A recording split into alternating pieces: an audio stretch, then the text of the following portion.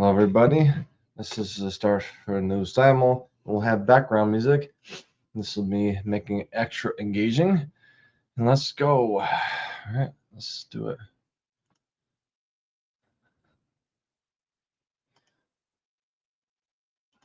Okay, I'll just do the usual thing. Just ask people to join the stream. All right, please join the stream and ask your questions.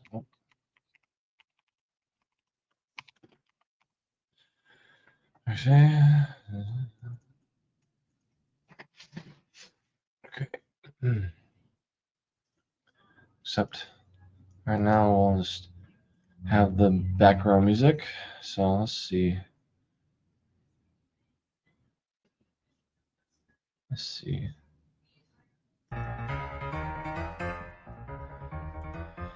Except. Yep.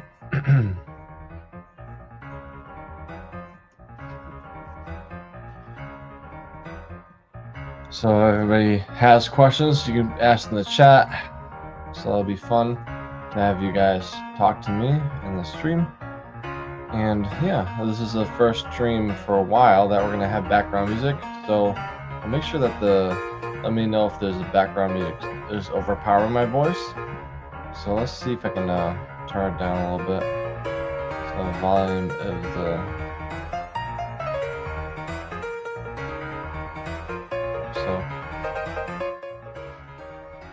like this one is probably it's good. All right. What's your highest bliss rating in chess? Bliss rating? 21 something. But I don't. Well, I played bliss chess on raid a lot, so my highest rate is 21,000, maybe 2200 or something one time, but I don't remember. But I play more rapid than blitz, to be honest. But I'd say that maybe 21, high 21s or low 22s is my highest rating in blitz. How about you?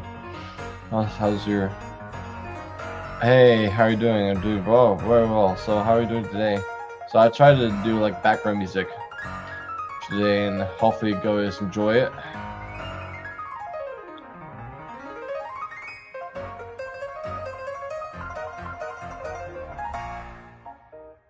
So we're gonna start in a couple minutes, like one more minute, I'll say.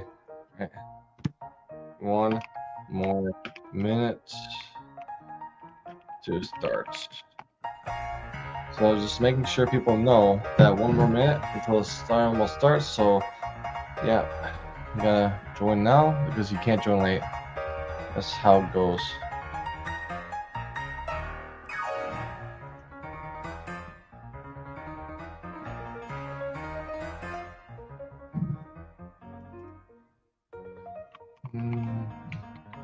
No worries.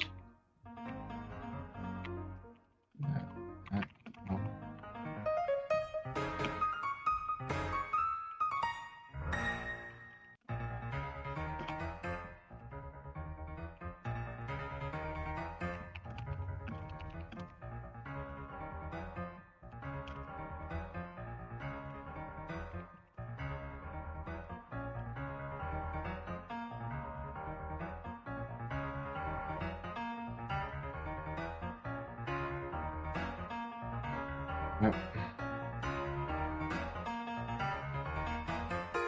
Okay.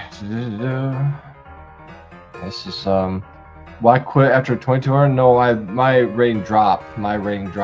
That's my highest. The peak is play Sandstorm. No, I don't play requests. And by size, Sandstorm is carbureted. I don't want to be carbureted.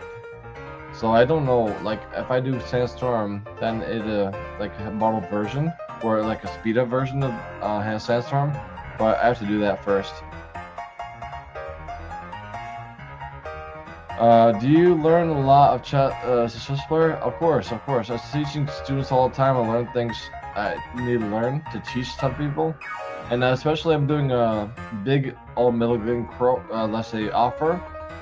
So yeah, I'm doing a middle game offer that guarantees to get better at middle games. I'm just trying. I'm researching new ways and new methods that nobody in the internet has ever taught before. So I'm learning how to do that, and my offer is guaranteeing you to get better at middle games, and basically that, and or your money back. Pretty much, it's a big offer, but you had to put in the honest effort. So.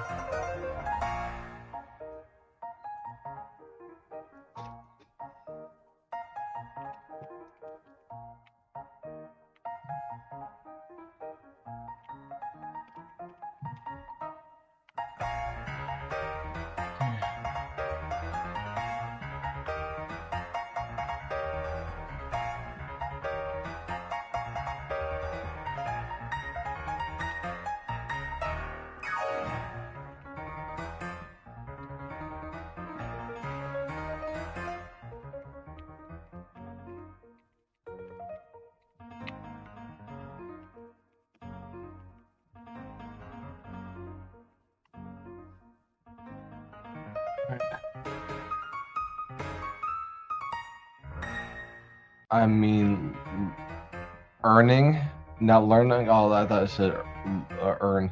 So I don't disclose that, but I have different sources. I teach at schools, at let's say camps.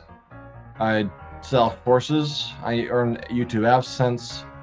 I'm doing this offer, only for dedicated students who want to get better at middle games, guaranteed. And there's there's other ones I'm not going to disclose now, but different multiple income sources. That's how I, let's say, earn. It's a livable wage. So yeah. Do you love chess? If yes, why? Well, it strengthens my brain, and it's maybe I can use my creativity, and also it helps people think critically and just patience. Learn life lessons, patience, and decision making. Don't be impulsive, and you can calculate things before you do anything committal. So things like that. Life lessons are in chess. So basically, reinforce the life lessons you gotta know. So chess is another way to do that and reinforce the things that you have to learn. So, oh, thank you. All right, thank you for that stuff for the YouTube channel. Thank you. So have a good day. Or is it like, okay, this one is good. So now we're gonna start the Simul, and we're gonna do it. All right, guys, ready? All right. So let's do the Simul. Oh, one more person. All right, perfect. All right, let's do the song. So let's see. All right, let's do another song.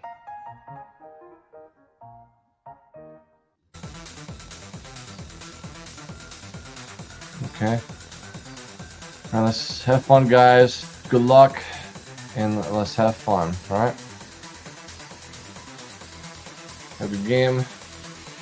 Enjoy. If you have questions, you can ask me questions. While I have so much time, I can ask questions. Stop to answer the questions in a thorough way.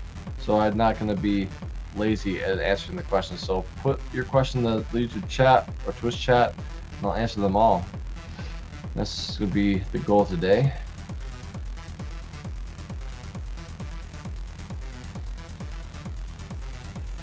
This is consistent, let's say, first defense, and the Indian, and this is normal things I do all the time, and with the success because it's tied to players, and also it's like very good players as well, just not pedals. So it's I tried to flexible way to play, and that's why I play this openings. I really don't want to study theory, but I want to crush people as well. So this is a way to do that. Easy play, no stress chess, and as to dominate title players anyway. So I don't need to. I don't have time to waste on open theory, but I need to.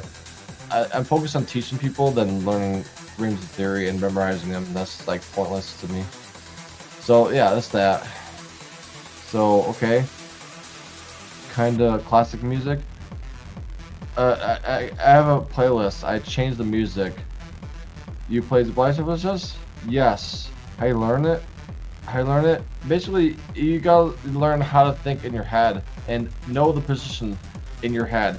Basically, once you get good enough, it's like playing the piano. It's muscle memory, and in chess, the brain is a muscle, right?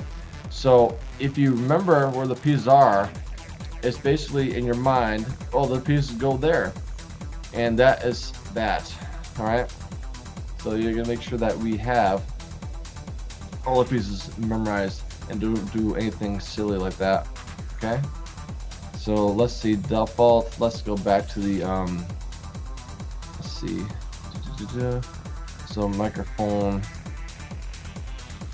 Let's do let's say the actual microphone, guys. Yeah, this is a better microphone. All right.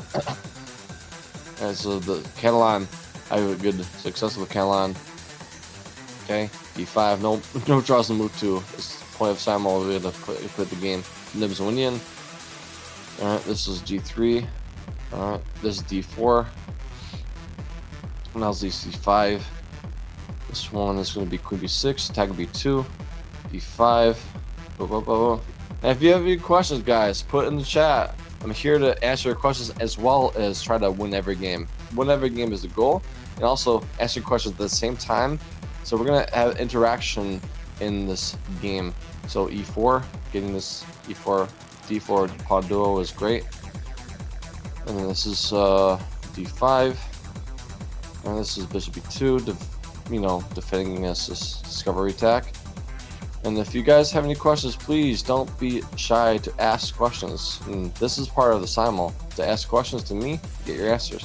All right, this one. Is there a skill at chess you're trying to, let's say, learn right now? What is the skill difference with you and top players? Are you aware of the gaps? Yeah, I'm aware of the gaps because I hang out with world-class players all the time. And basically, what I'm learning is I'm not really trying to prove myself a chess player, but I'm trying to prove myself as a chess coach. So I'm not worried about getting myself better at chess. I'm just trying to help my students get better. That's my goal. So, but my gaps is very blatant because with me, there's obvious weakness for me. I'm not gonna disclose it, but with the higher you go, listen to this one. Higher you go in rating strength or chess strength, the less obvious or more, let's say, is more hidden your weaknesses are.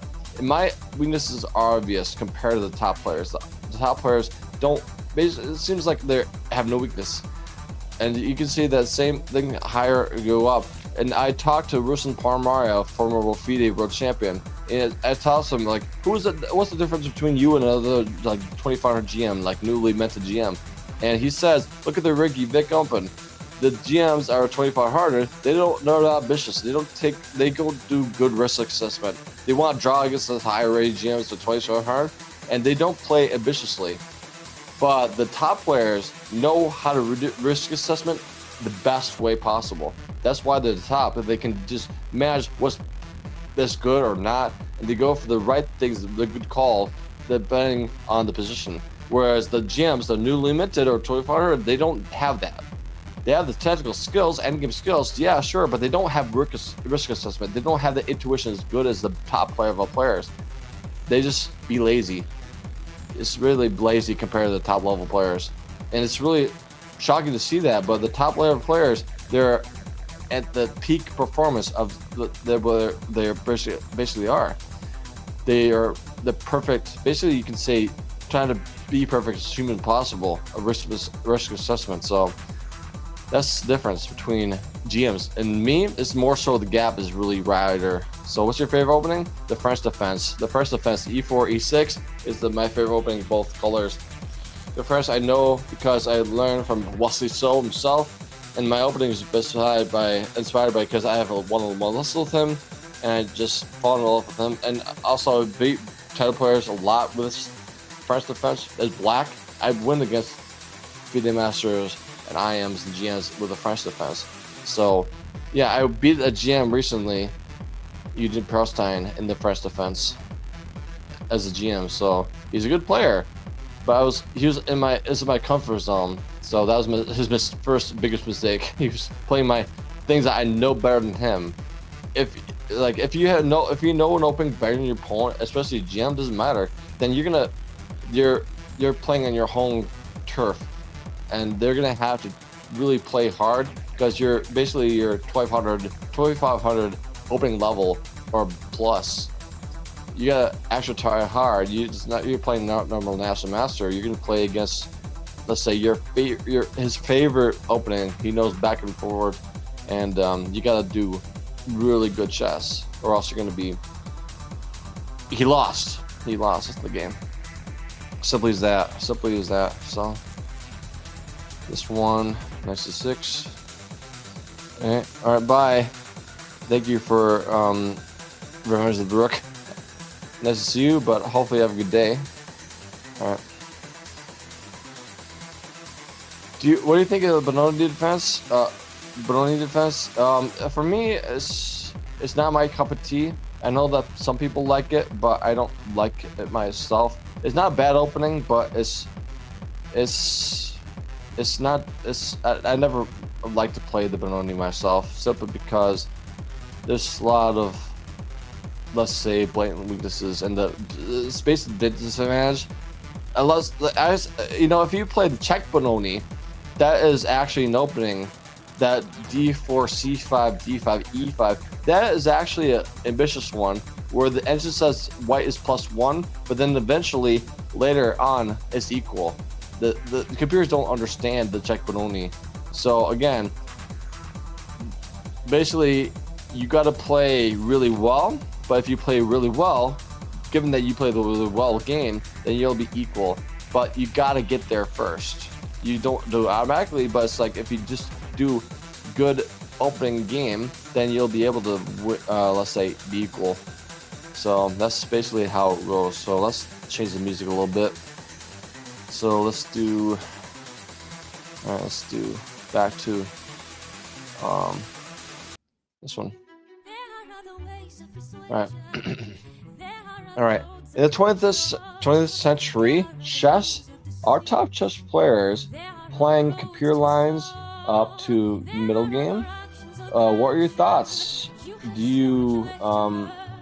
you guess this or support this playing computer top lines in the middle game? So the thing is, you gotta understand, middle games, according to the engines, is flawed at its essence, because they're really, let's say, really calculated, not really having a cohesive plan, because it looks too deep for its own good sometimes. So it looks like a funky maneuver because it sees what you can play, but it's not practical. It's not practical at all. But eventually, once it was facing another engine that's superior, which will happen, it will crush with that line. That will not be lasting. It's right now, it's really lasting, but eventually it'll be crushed. So in practical sense, once it gets outmatched by a future computer, this line is refuted. This line is bupkis. So it's good for now, but not last. So this top engine lines is good for now, but the people doing top engine lines, it's good for them for now. But who knows how the chess, let's say, evaluation will change. That always changes. People, let's say the 18th century, the King's Gambit was all the rage. If you don't take the pawn, you're a coward. Now, with computers, the King's Gambit is at least at most risky. Not bad, but risky. Not mainline at all. And the mindset has changed. You're not a coward to not accept the King's Gambit. You gotta have a mindset is different, evolved. And this is how the thing will just do it again. Let's say 22nd century. Let's say next century. Maybe the Sicilian will be refuted, or maybe some lines of Sicilian to be refuted, and things like that. You'll see new innovations of opening theory that's like render things are quote unquote refuted or just not popular. This is basically what it's like life. Everything will be, let's say, overtaken by some more efficient thing. So this is how it works.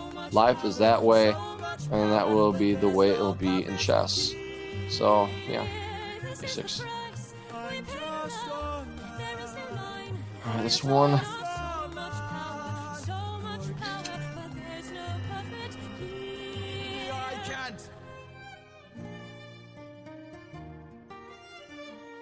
Okay, let's do e3. g3. Okay, b6.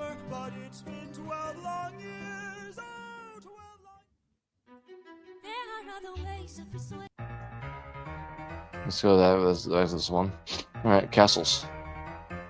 You can do e5, but you can't do that yet. Probably e5 and then g4, so it's fine. So, what's your favorite opening, guys? What's your favorite opening in the game of chess? Mine is French defense for both colors. So, black opening, but it's the white opening I like the Catalan is white.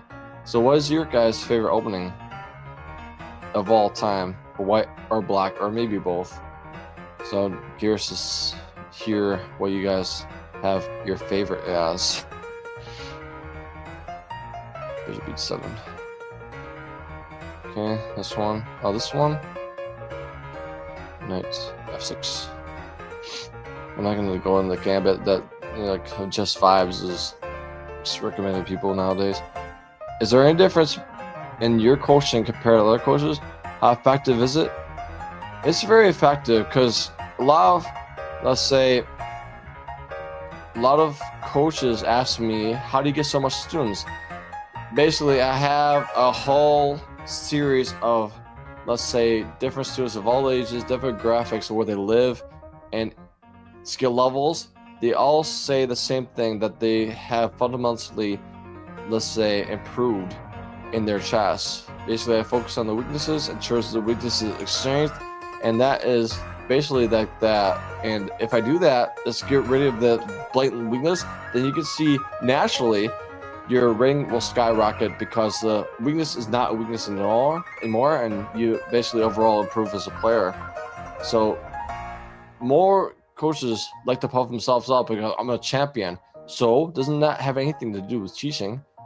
That what is your, let's say accommodations of your coaching style? I'm just a champion. I'm just GM. I'm GM. And that's not enough. That's not a resume builder. You're good at playing chess. How are you teaching chess? There's a lot of chess teachers, like chess players. They're horrible teaching chess. So I'm not gonna point out who they are. There are GMs. There's a lot of GMs that can't teach worth a darn how to do the bishop knight checkmate. They're great players in chess, but they're terrible teachers. They can't teach it. All right. So, but things like that, they are not able to go down to the level of players to make them understand. So you can verbalize what you want to do, but they can't help other people understand. Basically, that's it. So that's it. Okay, c4. Bishop b7. Bishop b2 rather. Takes on.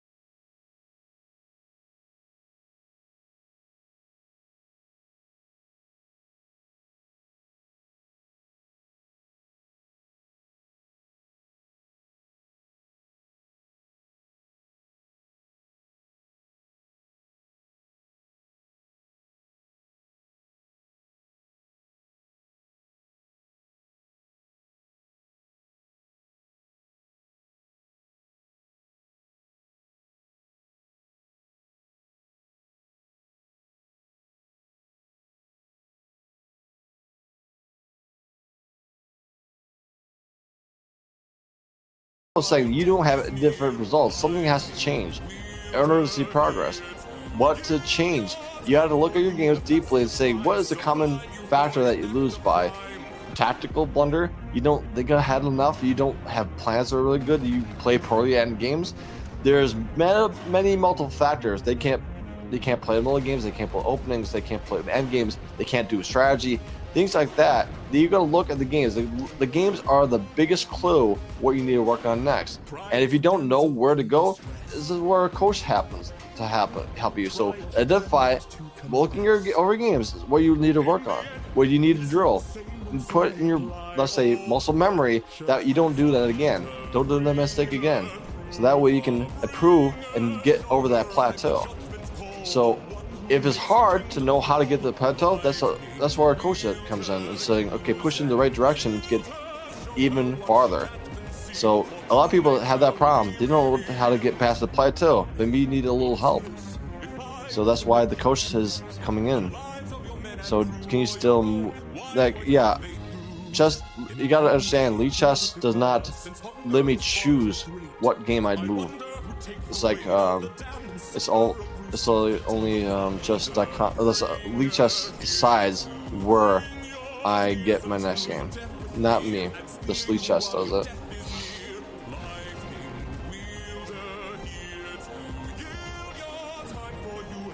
All right, let's cast this. All right, this one. But I have an offer getting yourself guaranteed better middle games or your money back. That's an offer I'm trying to sell. So it's basically an overhaul of middle game program. So, but it's in the works. I'm just trying to sell it. But a lot of people, it's a very underserved market of people to get better at middle games. And people focus on, oh, you got a lot of books about opening. Oh, I got a lot of books about the middle, the end game. But there's like hardly anything about planning, middle game functions, how to navigate when you don't know what to do. And the teachers, if they don't know what to do, they say, oh, just improve your next piece, the worst piece. But you don't go deep into that. What is the worst piece? How do you find the worst piece? How do you improve it? What's the methodology of doing that improvement of the piece? Why now? This are things are going to be teaching you in this program. And people that are just like poo-pooing it, they lose the middle games. Like, I don't know what happened. The engine says, don't forget about an engine. You can use your own brain. The engine will be not here when you're playing game in game time. You got to use your own brain. Everything's crazy. You don't have any open theory. You got to survive yourself. You're in the deep end now. So how do you learn new things in chess from other players rather than improving your weaknesses? Well, if you're looking at different players, you can just do the road of looking at master games with your favorite chess players of historical events like master games and see how they play and navigate your openings you like. And it's like, oh, I like this idea. I never thought of that. I'll try this idea out in my games. So I do that all the time. I look at Wesley Scholl's games in the first defense, like, oh, this is an idea I never thought about before. I try this now, and it worked. Like that. So look at your master games of people that you're inspired to play like, and play like them. This basically, inspiration goes hand in hand with inspiration as well. So basically, inspiration will be going to be helping you to, that's not just improving your weaknesses, but emulate better players. So watch and learn. It's a say.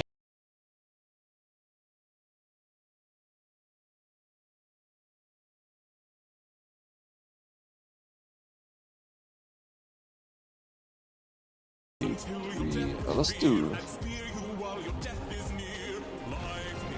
E3. 6. Oh, they're gonna probably H4, something like that. Bishop F5, maybe. Yeah, Bishop F5 is fine. That's C6. Yeah. Then Rook E8. Alright, so this one.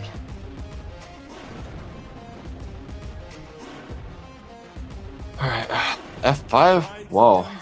This is interesting. D5 is mine.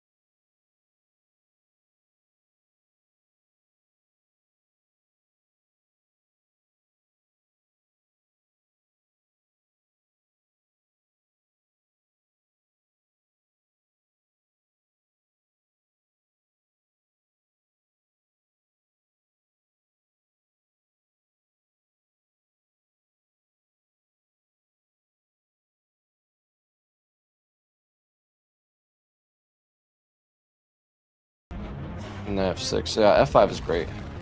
He allowed me to do F5.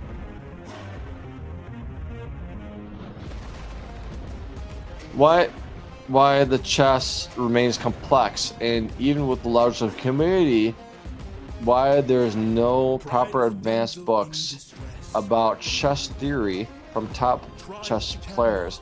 Are the chess players don't want to reveal their learning? No, because the thing is, the top chess players, they don't know how to teach. They don't know how to teach. They know how to do, but they don't know how to make sure you know what they do. It's basically like asking the nuclear physicist how to teach about nuclear physics. You gotta do the baby steps before you do nuclear physics. You can't ask the top players to explain what they're thinking of. You gotta be them, or just go to the next steps to be them. And there's better people that can explain how to get there than the actual people that are already there. This is life. The experts can't teach how to get where they are. They can just show what they can do. That's a skill that chess coaches have mastered, that have you understand what they're doing, what they're thinking, why they make decisions. That's why a chess coach is what they are.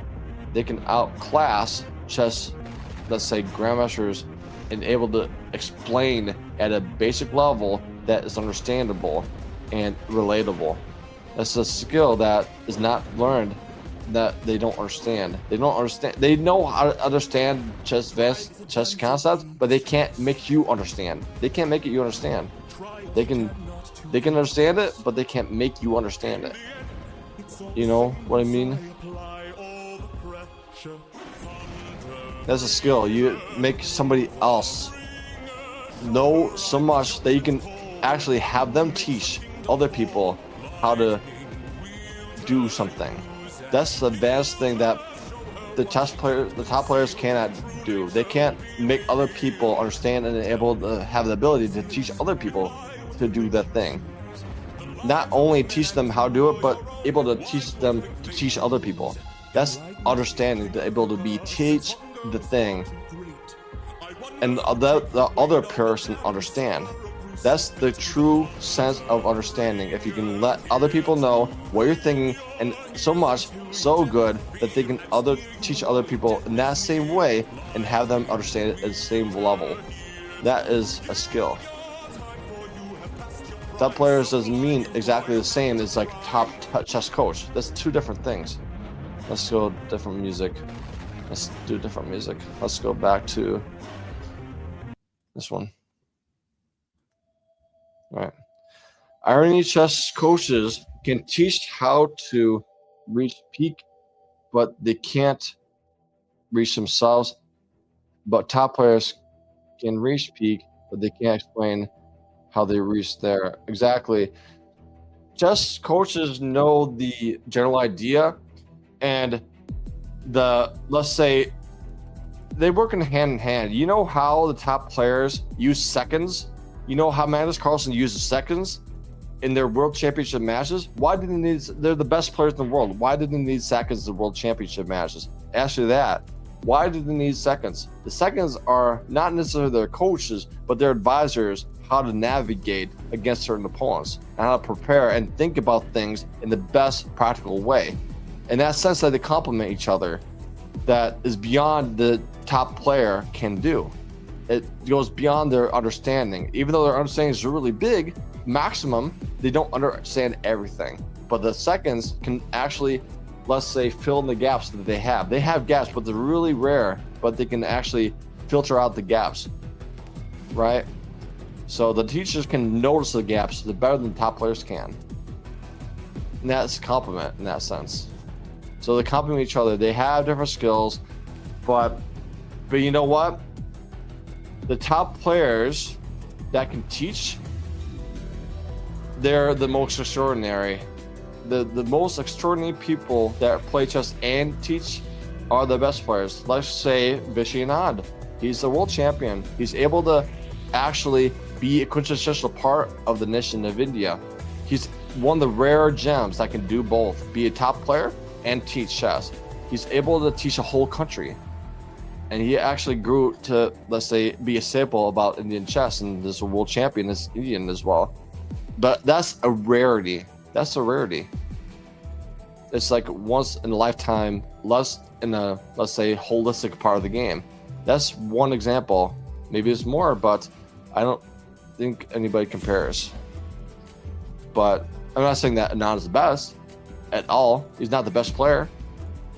But the combination of about just top player and chess coach, that's him. He's not the best, very best player. He's not the very best chess coach, but he has the quality of both things. He has the quality of both things. He's like a Sosa Army Nice. He can do very good both of them, which is rare.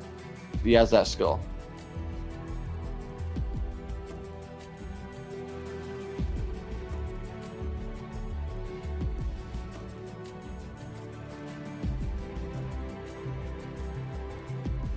Queen takes there.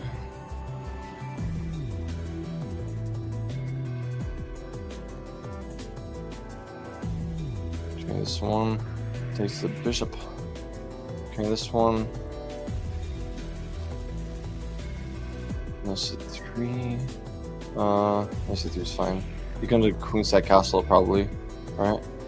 All right. This one, knight e4. All right. This is fine. B5. Yeah. It's fine. It takes bishop d6. Are the top players playing consecutively or into like okay, consciously or totally? If they are playing consciously, they're it's like they're like the chess methodology in their thinking process. There's definitely a thinking process, advanced thinking process, but they're different. Like I think that you can't say that they're all one or all the other. There's different people that have different scales about is it consciously or totally. It depends on the player. Top player, not every top player is the same. That's the fact. And Ricardo Nakamura is definitely playing different than Ding Loren or Caruana. They're different players. They have different methodologies of thinking and playing. Right? But methodology is different and advanced. Not saying that you can teach that. It's what works for them, and they worked for that for their own thing, their personal thing. This is what works for me. That's why I'm the top player. For me, I can't teach this because you're not me. You're never going to be me. But it works for me to be a 2100 FIDE rated player, and it works for me. I'll just do that forever and ever. You understand that? You can try to copy him. You're just a copy, though. You're just a copy. They're not going to be, let's say, top, like 2100 player like him. That's too much of an ask.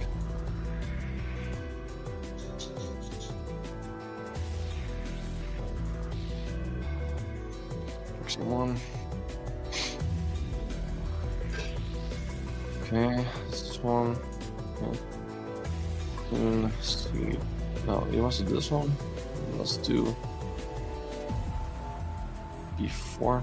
B4 is fine to get block C5 things. C2 is good. Okay, this one. You have a buy my Fidel course. I'm not gonna buy your Fidel course. I'm gonna just coach. You're talking about other people, probably. Yeah, probably people lead chess. A good answer. Winding game is a way complex with less pieces, because you know what? It's the same thing. If I were to have an analogy of, you know, the game of Go. The game of Go. There's like they have stones. They only have one piece of stone. The smaller the board, it's harder and more complex than the bigger board. Why is that? Well, the reason why is if you have a smaller board of Go, it's a lot easier to lose the game. One mistake, you lose the game. One misplaced stone, you lose the game. When you have a bigger, let's say, board with a lot more stones, you have more ways to come back. You make a, let's say, a structure that's bad, you have a chance to come back in another hemisphere of the board. It's so big.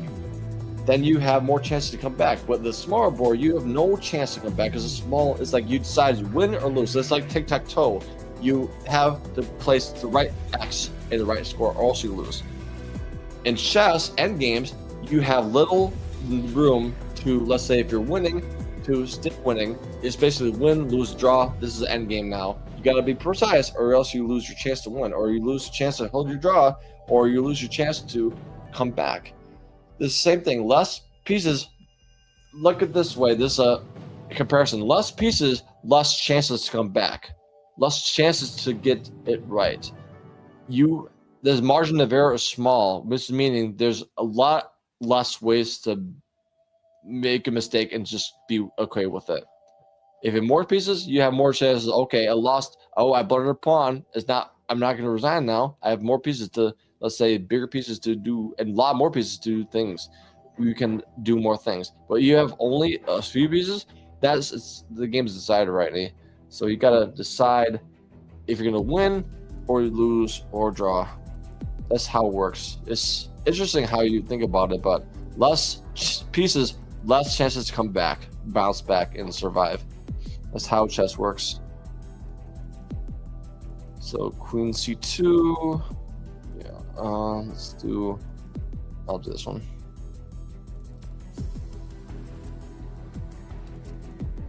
I like to think about the game of Go. I tried it. I understand it firsthand. It's really complex. It's really complex. I thought that, okay, if it's a small board, it'll be easier. No, it's not easy at all. It's really hard because it's easier to lose in Go if it's a smaller board.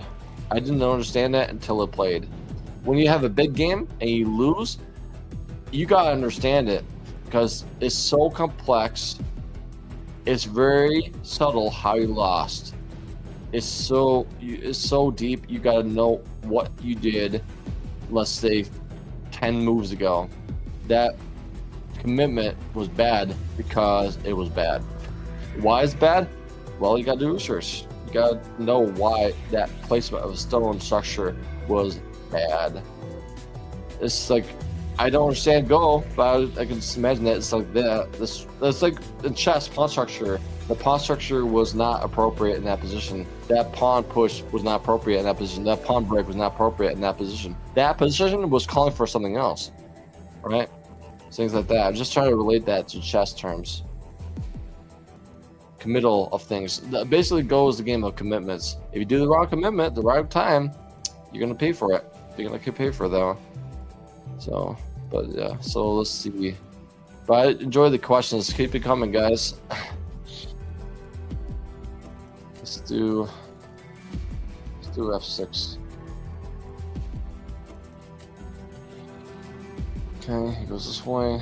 Queen C2. Yeah, Queen C2. Yeah, that's fine. Okay. Knight takes D4. This is the pawn. Play this way. Okay, D4. Castles. Okay. I'll just need one. You know what? Queen C2 is good too. This one.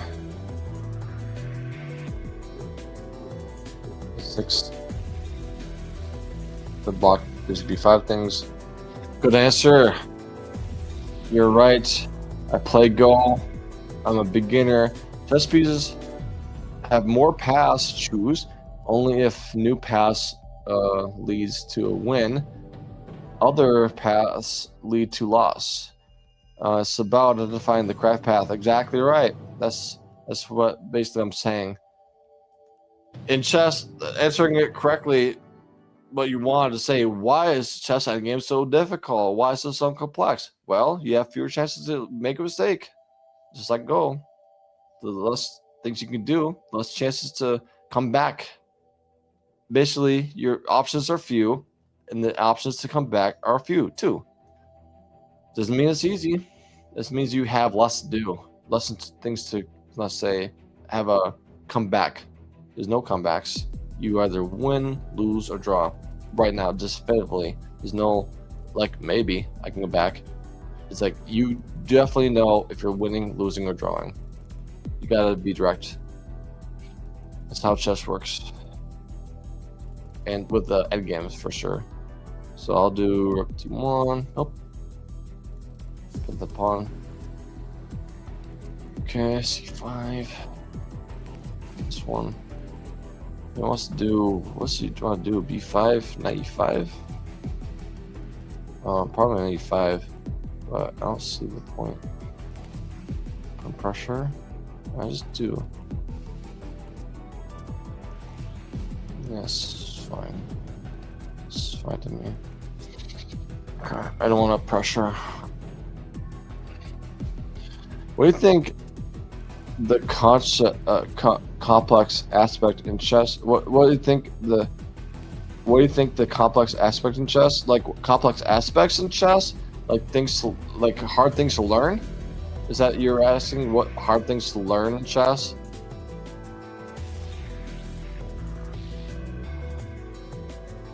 I can answer that if that's what you mean. So let me understand what you're asking so I can answer it correctly. So it can mean a lot of things. I want to make sure that I answer your question in the right way you want me to answer it. So you're asking about top, let's say, concept to learn, or concept that is hard to play with.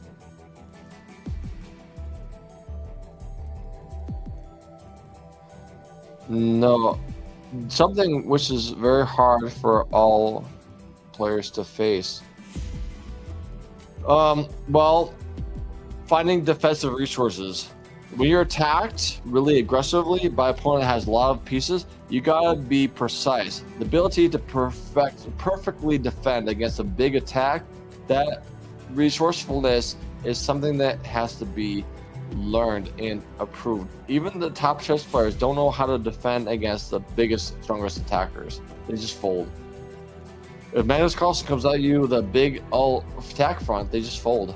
They just like, don't hurt me, and they just resign. They lose pieces into the game. They don't know how to defend themselves. They don't have the defensive resources they should have. But the top players, they have to be defensive like a rock, or else they lose every single top of a game. The best players can defend the best. Like, that's how engine work. The engine can be the best defenders. That's why they are what they are. They don't make mistakes because they can't blunder their defense. They see every defense. For you personally, I don't want to disclose that. I don't want to disclose that. For me, what was very hard for me to learn? For me to face? It asked me what was hard for me to face, personally.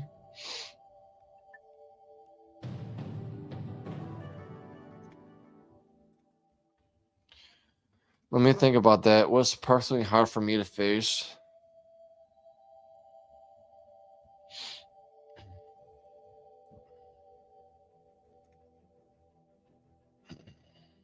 I had to think about that.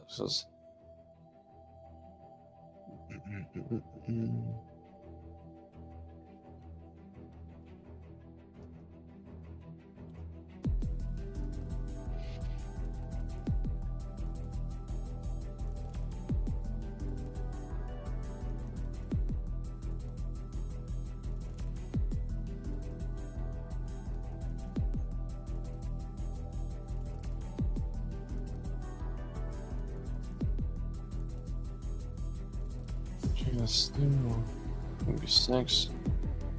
Yeah, maybe 6 is fine to me. Yeah.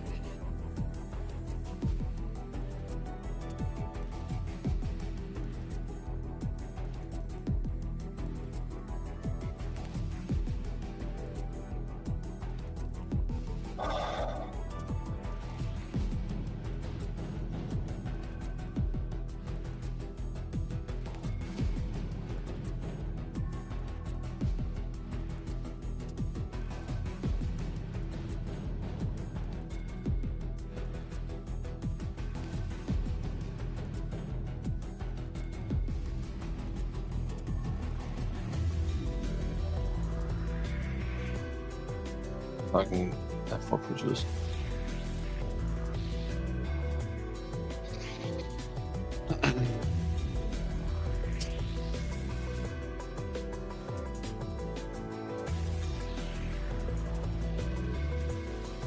Knight takes d6. Oh, there's a bishop to knight.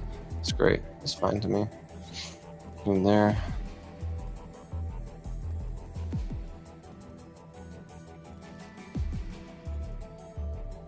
There. Okay.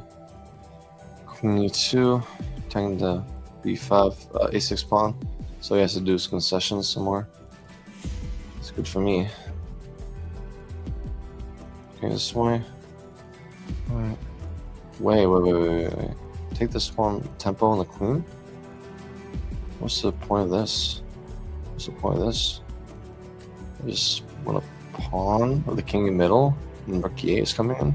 This is terrible looking. Marquis is coming in next, and with us on chess, what size is the same? Is it a simple game or a complex one, or the lack of resources making it very complex? You mean a game that I'm playing in the Simul? Is it a game that I'm playing against you? I just let me know what your username is in chess. You're talking about a game that I'm playing against you. I had to see that to explain it. Explain my thought processes. So 4. Okay.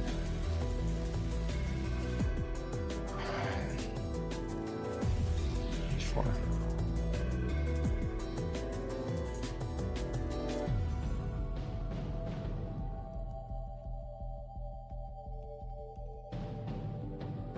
Casual chess games? Well, what do you mean by casual chess games? Like with no rated games? It's like just a normal game of chess. There's no stress. So I'm just trying to make sure I can answer the question the right way you want to, let's say, be answered. So let's do d5. Block d5 pushes from him.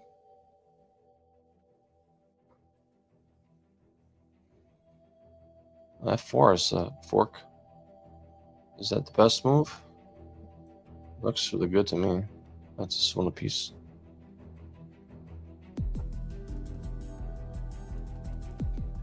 Casual chess games, like my thoughts of casual chess games, is it simple games? Well, if it's casual, it's simple. It's not complex at all. If it's a rated game where there's pressures on, then it's complex. But if it's casual like these games are, it's simple usually. I mean, generally a chess game is a simple one, or is either one. It could be simple or complex depending on the game. I can't say it's all one or all the other. It depends on the game. Let's say the environment is like a last round tournament game for the prize money. That's different from a, let's say, casual game at a park with a friend. That's different. So it's not. There's no one answer for everything. You gotta just, depending on the situation, that's the answer. Okay, is this one? There should be 7. Yeah.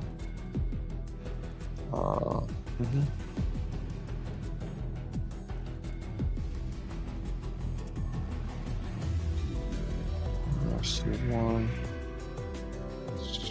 He's gonna probably do knight b4. I mean, I could see this coming in now. So in that case, do I need to worry about that one? It's knight x. Oh. I'm just sensing to do nice sack, so I'll just do this one for the sake of it. No nice sacks, because he wants that for some reason. Just like have no fun for him. But keeping the questions coming, I appreciate your asking questions. I'm here to help as much as I can. This one, d5, e5, e5, d5. It's the other way.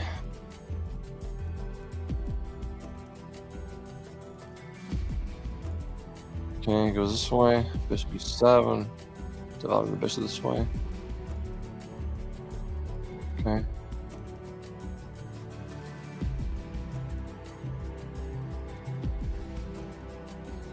Okay, goes this way. Bishop e7. b6. c3, e5. Queen there. Queen there. Queen there. H5's coming in. It's fun.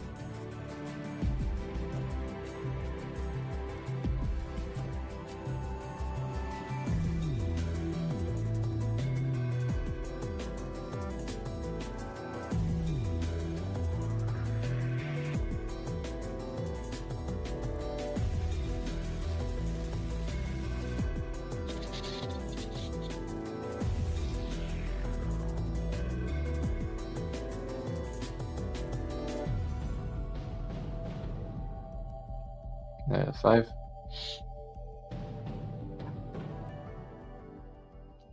Okay.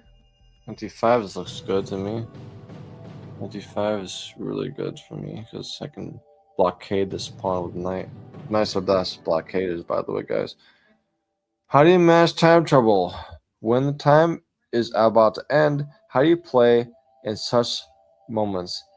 Do you know how to play good during these time troubles? Yeah, basically, I don't panic. Usually, I have some sort of increment or delay. Basically, I don't rush. I don't rush at all. The worst thing to do is panic and rush your moves. You gotta have a clear mindset every time, and basically, don't do the first thing you see. You, while your opponent is thinking, you calculate, you plan, you scheme, and think about the most common moves ahead of time. You basically predict. You follow the bouncing ball. If the ball comes to the point you thought about, then you can respond accordingly. You don't think about it because you already thought about it. People will say, "Okay, play the first fast," and just don't think about anything else. This is the biggest mistake. In time pressure, don't move and let's say that's it. Set it, forget it. You gotta think constantly. In the time pressure, you gotta think. In your opponent's time, once you make a move, think still. Think on your opponent's time. Not just say, okay, make a move really quickly. Don't kill me. No, you gotta make sure that you think about your opponent's time. And about moves, you think about not risking moves. If you want to play solidly, play solid moves. Don't play you gotta do only moves, or lows, because you don't have time for that. You play simple chess. Don't commit to things that you gotta calculate a long time because you don't have that time. Simply play chess and think about your moves on your opponent's time. Play simple chess and predict your opponent's moves while they're having their turn. So once you do that, you'll be able to play a game and move that is proper, that is actually calculated because you did the homework before your actual turn has occurred. That's how it goes. All right, now I'll do this one. I'll do knight e1 f4. Yeah, knight e1 f4 looks nice. But then pawn takes d4 is annoying. So, well, d5 looks nice. I like d5.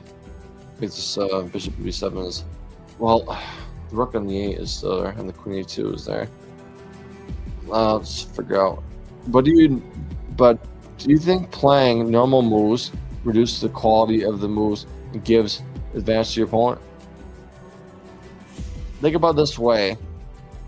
Normal moves is not risky. You don't have time to do, let's say I'm stun locked. I can't do anything until I find the best move. You don't have time for that. You don't have time for find the best moves. You gotta play good enough moves that are not losing.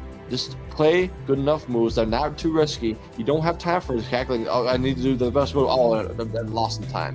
You don't have time for that. You don't need to think about things until your opponent's turn. You move a piece, then you think about things. If you want to do complex things, make a move, think about something. Okay, you make another move. You think about that same thing again. Make more time. Just play. I'm asking questions, mister. This is a Simul with Q&A. This is what let's say my Simul name is based off after. So I'm just asking questions what my Simul is all about, mister. So 96 check. Take the knight, bishop for knight. That's great. And Lichess, just make sure that I have the games in this order. Good one. Playing a normal move is not playing. Yeah, exactly. The worst thing to do is not think and play a random move. The first thing that you come to mind. You have delay, you have increment, and you think about things before your move on your opponent's time. That's why decision making is on your opponent's time, not your time, your opponent's time. And let's say your opponent makes a move they didn't think about. Take a couple seconds and play a normal, not risky move. Then you think again. You make the move, and then immediately just turn on to the analysis mode. You make your move, and just turn that mindset to not rushing or panicking, just analysis. You think about things to do, because you have time. On your opponent's time, use your opponent's clock, not yours. That's how it works. Some people are just like, oh, I'm panicking. I just need to find the best move. I'll last enough time. Or I just play something random. It's like, oh, it's aggressive. Oh, I lost a piece. That's the worst thing to do. Don't rush. Don't panic. You gotta be consequential and methodical. And I can say that one of my best wins of events, I played the chess club championship at my local club. I was the 5th seed. I was playing against a guy who's high rated than me. In the last round, he was up on exchange, a rook for, let's say, a bishop. And it was about the top pressure. And I had to play solid good moves. And eventually, he lost some time. He was stun locked. I was playing good move after good move after good move, surviving and surviving. He got stun locked. He was up material. He's trying to find out the best moves to win. He lost some time. I was able to win the chess club championship because he was so worried about playing the best moves. He's up material. That was distraction. He thought about the best moves. He's winning material. Why not fish him? Why is he surviving? Then he lost the time because he's not playing the time pressure game. That's a perfect example. Trying to find the best moves when he's up material, he lost the game on time. He done it himself in, and I got the championship for myself. E6. You're playing normal. Exactly. You have one move. You have one move. You want a decent move or a random move? I take the decent move every day, all day, every day. I would rather have a decent move than a random move. That's my thought process. Play. Let's say calculate risks. No risks, but have a good game. Right. This one here. H5 looks fun. This one. Okay. Castles. F6 is next. So CD5.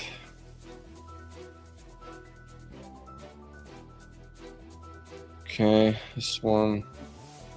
You can take on C4. So taking C4, knight to C4 is annoying, probably bad.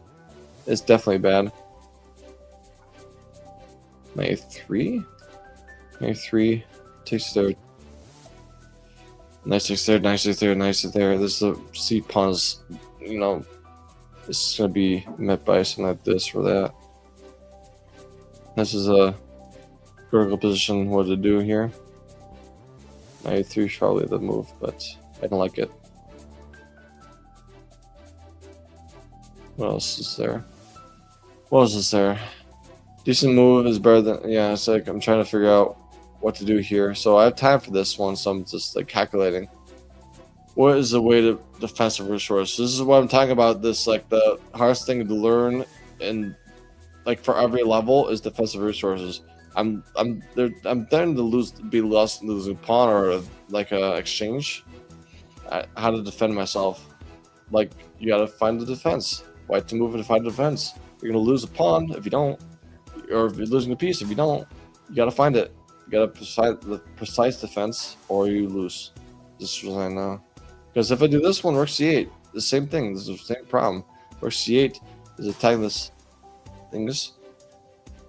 And maybe rook c1, but there's other attacker in this pawn, this knight, so this is not comforting at all. So if I go rook c1, then taking c4 twice, and they lose. Like knight 3 is the only thing I can do, and rook c1, and hope for the best. I'm worse. I'm hoping not lose. Hopefully not losing. That's the thing. Try to, let's say, fight the, let's say the advantage he has. Okay. All right. D5 is premature. E4 is good. I like E4.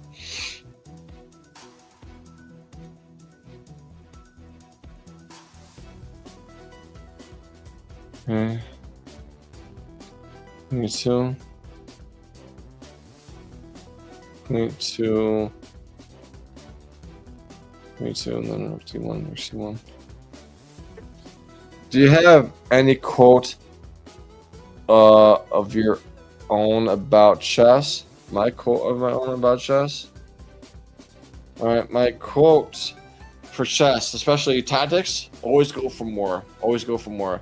Okay, you want a pawn? Great. Go for more. Look for more than you, let's say, you can earn from this first glance. My first glance, oh, I can win a pawn. Oh, at first glance, I can try the bishop. Go for more. Is there anything else bigger that you can get right now? You don't want to let it go, right? Maybe you can win the queen. Maybe you can try to mate the guy. But go for more. That's mindset. Get me to go to the top of, let's say, like my puzzle rush survival score. Always go for more.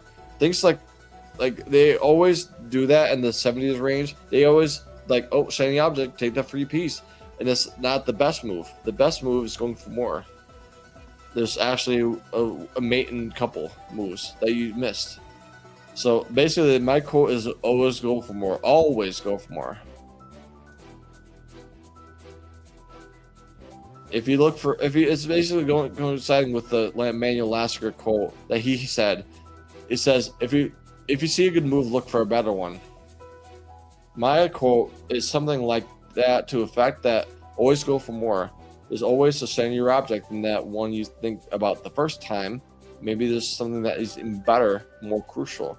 So I think this is a mistake by me, but I'll not be crying about spilled milk.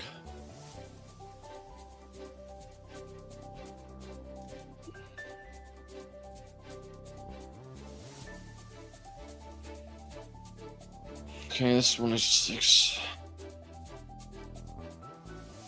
Okay, piece 3.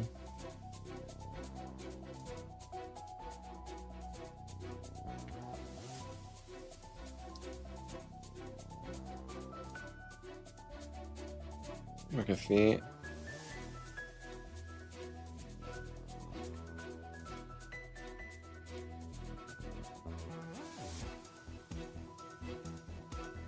Okay.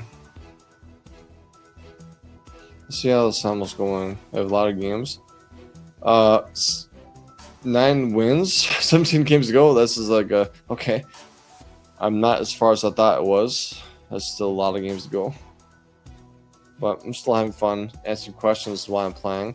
I appreciate the questions you're giving me. What are your thoughts on Morphe? Did he learn to play strong chess without playing or practicing chess, or trained by others just by watching his dad playing? Is he a genius?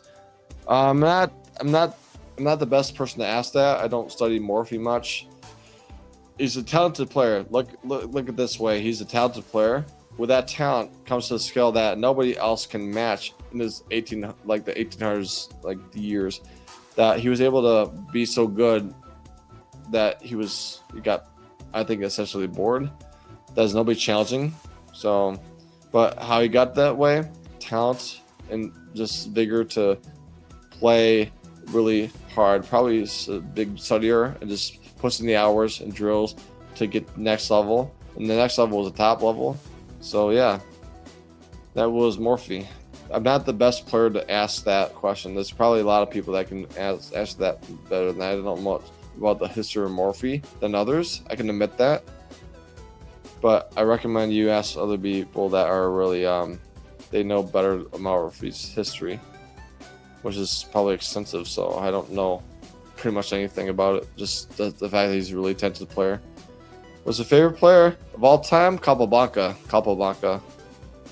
Jose Raul Capablanca. That's my favorite player of all time. Endgame genius. In the sense that if somebody that was like 50 years later or something like that, Anatoly Karpov was studying his games for World Championship match prep, that is saying something about somebody that is 50 years in the future studying your games for preparation of endgames. That is saying something. It's immortal.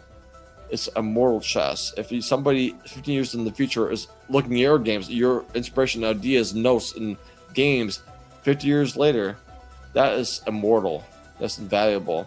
Okay, Queen takes bishop. So yeah, that's why I like Capablanca. He's an inspiration to us all. Inspiration and okay, he didn't take in d5, which is I'm glad he didn't do that. So I can just get the Queen c2 maybe, yeah, Queen c2 defending on e4. But you can do b4. You can do b4.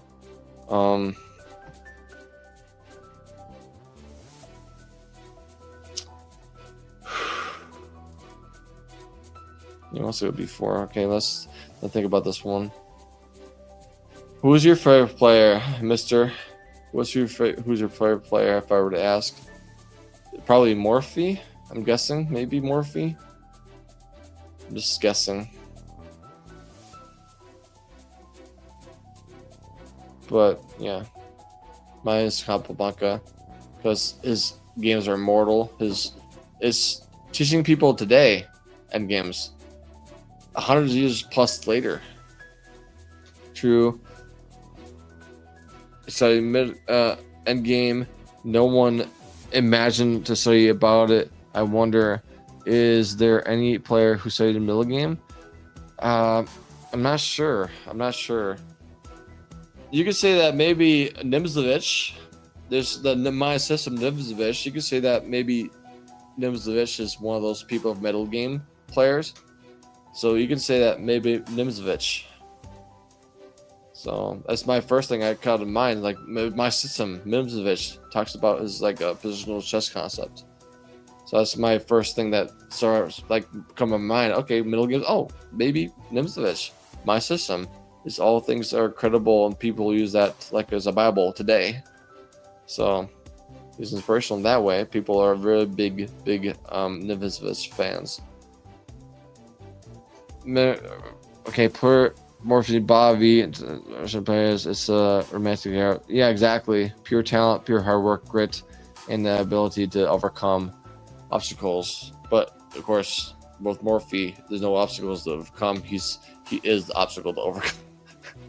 he's the man that knocks, as they say in Breaking Bad. So, this is tough. It's really tough. Well, you know what? If I go b4, takes there, I can just take on b5. I think the b5 is a quirky move, but it prevents this b4 move. I think I'll do b4. b4 is quirky, but it looks fun. Nibza contributed a lot of the chess world. Thanks a lot to him.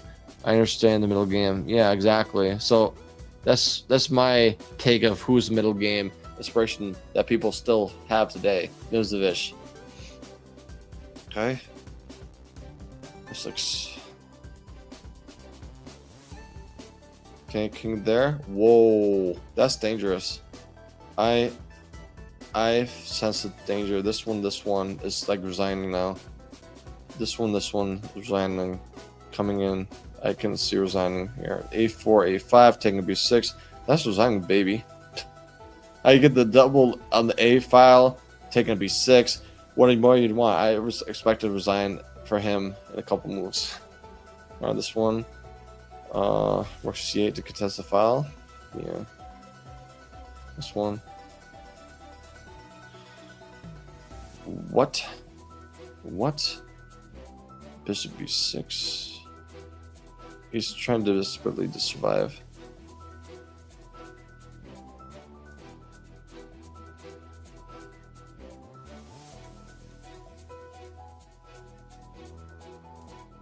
Alright, this one. Castles.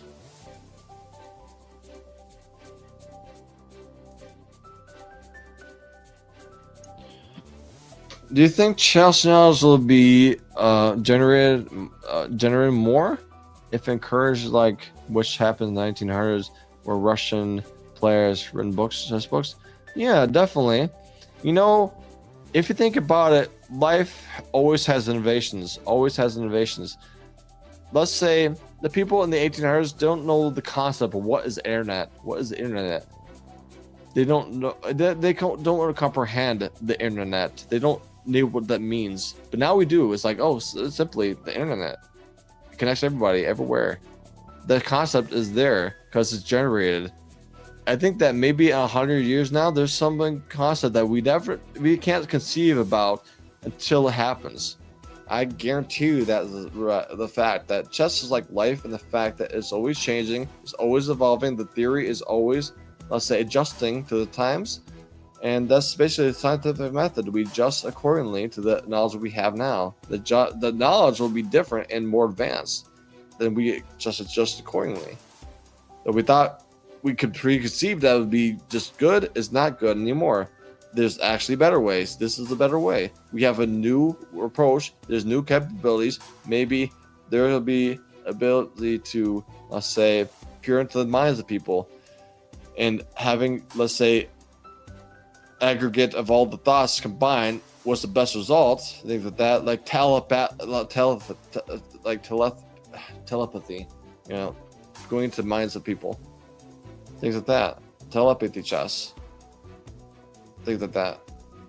Just imagine things like that, and the computer chips in the brain, things like that. There's many different things I don't understand, but maybe 100 years later they'll be understandable. I can only guess.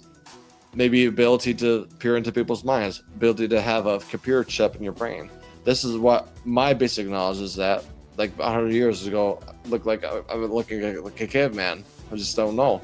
I can only guess. But that's my best guess.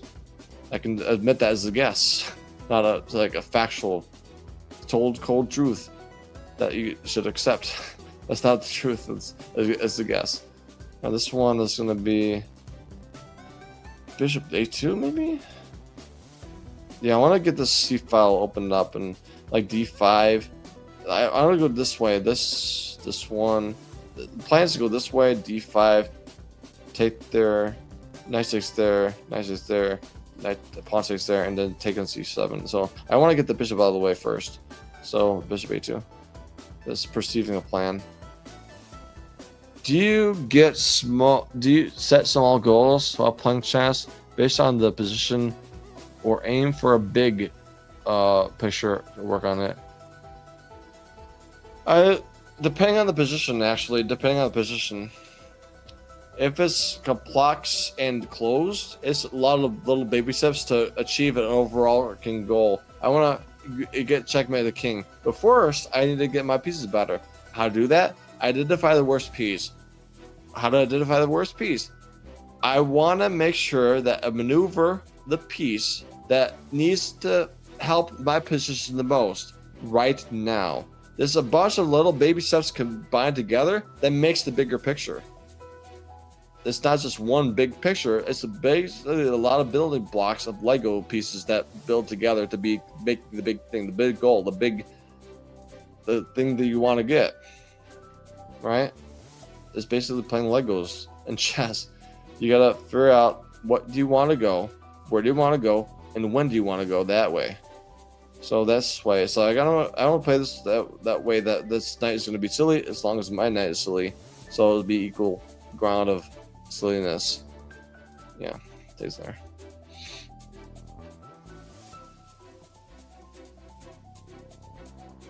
That's my answer for that. But thank you for the question. It's a good one, I think. Rook d1. Bishop b5. Rook goes fine. Bishop d6. Okay, he goes this way. Okay.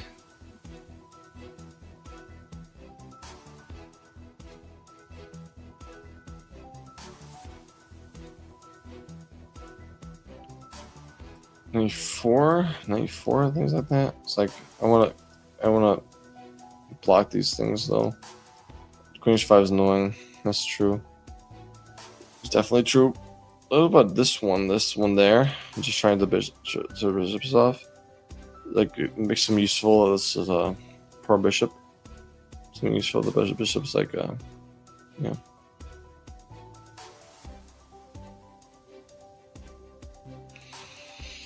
King King F7. Whoa, this is looks like a bad move, but is it really a bad move? It looks ugly to me, first glance. Maybe Bishop F4, Joshua control. G5.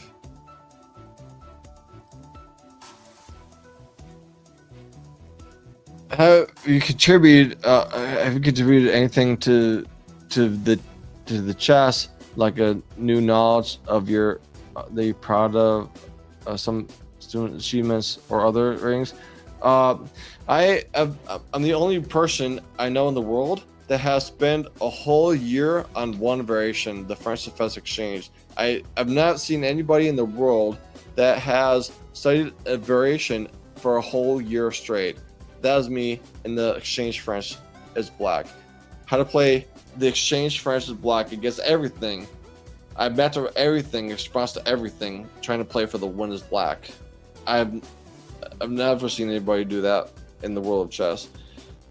And I have a whole, let's say, encyclopedia how to play against everything, against like the Exchange French is White, but we're playing as Black. How to play against that one. I'm proud of that one. So students' achievements, my best student of all time was a guy named his name is Robert Crumplin. He's a guy from the UK. He was 1600 at the time, a high school student. He wants to get 2000 FIDE. He was 1600 FIDE. In 1 year, I taught him middle games. He said his greatest as chess was middle games, how to make plans, how to navigate middle games, especially for uncertain. I was able to make him to beat 2000 and after a year of teaching him how to get better at middle games. And that was the most, let's say, proud of, let's say, my students' success. Your contribution reminds me of a player who wanted to be worried about a line and trash defense, I guess, and later realized that he's worried about why he learned about it on the end. Okay. Hey, Always Prime. Nice to see you. How are you doing today? Nice to see you. Just traveling 95 miles from my place to play across the tournament. Oh, cool. Is that like a big one, a big open event? Or what tournament is it? Like, what type of tournament? Is it like a big open? Okay. I'll go over D1, taking D7. Alright, this one takes into D5. Okay. I'll develop the bishop.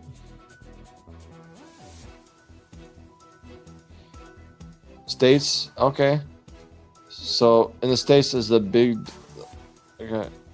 Any tips for now? Somewhere around. What section are you playing? Is the under prize tournament? Is the one that you use like you're playing up in the section? Hello, Gillette. Sorry. How are you doing today? So is your tournament like you're playing in your section, trying to play for money, or you're playing opposite section, trying to play for learning? What's the situation about what type of section you're playing in? Or you're playing the open, just learning as much as possible, no matter how many losses you get. I do that all the time. Just play the open, and I know that I'm gonna lose, but I'm learning the most of the tournament because I'm spending hundreds of bucks to play the tournament. So why not get the most out of it? I'm not gonna structure myself to just gotta win the prize or else I'm just waste money. So, were you reading other messages from? I'm using a StreamYard. StreamYard is the streaming software I have. I can see Twitch comments. Ours Prime is in Twitch, and your comments on YouTube. So I'm multi-streaming. I'm streaming in YouTube and Twitch, but everything I can see in one place. StreamYard has all the comments in both comment sections in one place. So what other, like, say, okay, it's your section. I'm guessing your section. So basically, you gotta play, like, listen to this Prime. You gotta play in the tournament don't expect you're gonna win prizes. Don't expect you're gonna win ranking points. Play for a good game every single time. Play for going to get a good game. That's all you need to worry about. Play good games, and the results will speak for themselves. If you're expecting that you win prize money, you be a better player, that is holding you back. That's a distraction. You have a clear mind saying that, okay, I want to strive for a good game. A good game, I can relax, keep that game good, and play the game the best you can. You want to do that. If you can't do that, then I'm sorry, you're gonna suffer. That's plain and simple. It's only you who can do that. You can only do that yourself. Just play. Don't stress about it. Don't expect it yourself too much, or else you're just setting yourself up for a trap. So don't trap yourself. Basically, don't trap yourself. 91. Yeah, 91. And if Bishop A6 F4, that's fine. Whoa, this one. 95. Whoa. Whoa, wait, whoa. I can take this one.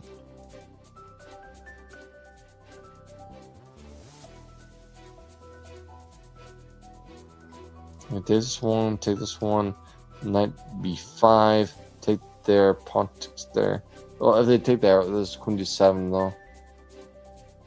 Let's just do this first. I can take on D8 any time of the week. But let's do let's say like a piece scrubber. But you know what? An attack is worth more than a piece. This bishop 7 threat. P5 threats is a big threat. Okay. Yes, I think the right way then.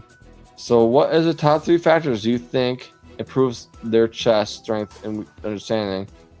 The top 3 factors that you think improves your chess strength and understanding.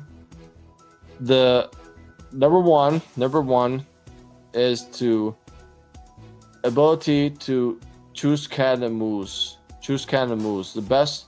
Choose options, not just one option. Don't like say blinders on. This is the only way to go. You gotta look for multiple candidate moves and assess which is the best one and do that best one. That's basically identifying the best candidate moves at that moment. This number two, you ability to create a plan that is actually doable, not hope chess plans that I hope that I get trapped that bishop. It looking really trapped. So you gotta have a plan that goes to an end that is realistic, not just hoping that your opponent helps you to beat him. You gotta have a good plan making. And the third thing that you need to have is endgame skills. Strength of endgames is that, okay, if you're losing, take them to the endgame, you can outplay them. If you have endgame skills, they have to beat you twice. Not just only if you're up down a pawn, you have to beat them when you're up material in endgame. They can't do that. If you don't have endgame skills, they have to beat you twice. You have 2 lives in chess if you have endgame skills, because you can outplay them in endgames. You can actually out-finesse them in endgames, so you know how to play and navigate where they cannot. A lot of people that they're like tactics hounds, but they can't play endgames with anything. They lose endgames because they're just sold to winning, but they don't know the first thing about the technique. So it's basically like a cheat code. If you have endgame skills, you have a second life in chess. You have to beat you twice, not just in the middle game, but also in the game, the finesse. If you have the finesse, then you don't have anything to worry about. You have to have that problem themselves. So 60 plus 30, how much time should I use in the opening, middle game, and the end game approximately? Okay, well, if you're going that way, I advise you, it's not really even distribution. Okay, this is actually interesting. If I do this one and bishop takes there, sometimes it's very common, but then it's F5 here, I lose a piece. But then let's see if the queen's there. Oh, you know what? Knight g5, take there. Knight e6, rook f7.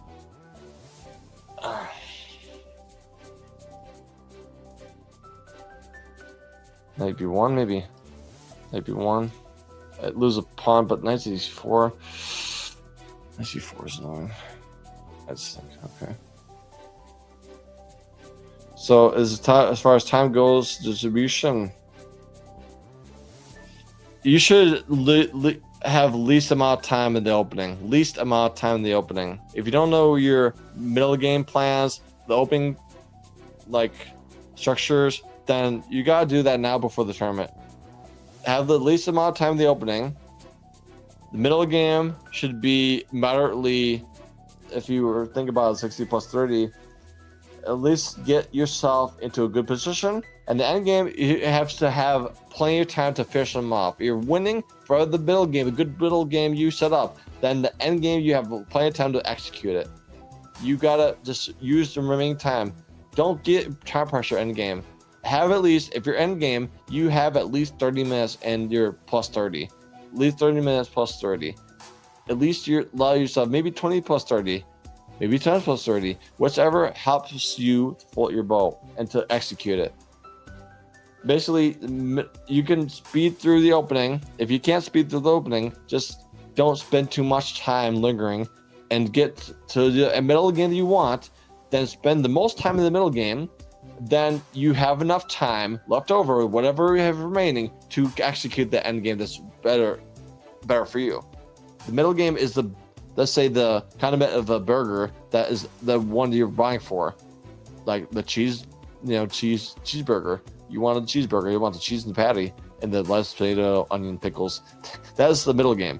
You bet for that, not the bun, not the bun, not the end of the middle, but you gotta have the middle game lead up to the layup, the end game that's actually winning. You don't have to think much. You don't have to think much. If the end game is so good, then you don't have to think much.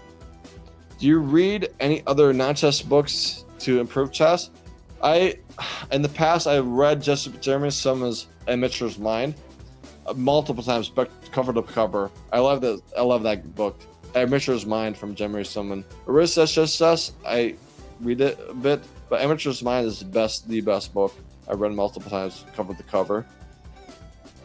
Basically, it's him showing his students' thought processes, his lessons. Basically, him having students talk about their thought process in the game, and he basically totally wrecks their understanding and say, okay, this 2100 doesn't know what he's talking about, and this is why. And he shows how the students are flawed in their thinking, and this is not the way to think. This is the way to think. Instead, this thinking process of how he uses analysis games is like priceless. You have to go, Prime. All right, good luck at your tournament, by the way. But thank you for saying bye. Is think Queen 2 is the best move in your current game, not a best move, not a losing one? I'm trying to think about that, but it's losing because knight takes d2 is losing a piece. It is losing move. Yeah, this Queen c2 is blunder a piece. You think of that maybe rook d2 is thing, but then maybe rook d1, right? Maybe rook d1, like there, rook d1. Maybe there's a point to that one, like knight d2, rook d1. Maybe that's the best thing I can do. Yeah, it's probably the best thing to do. Yeah.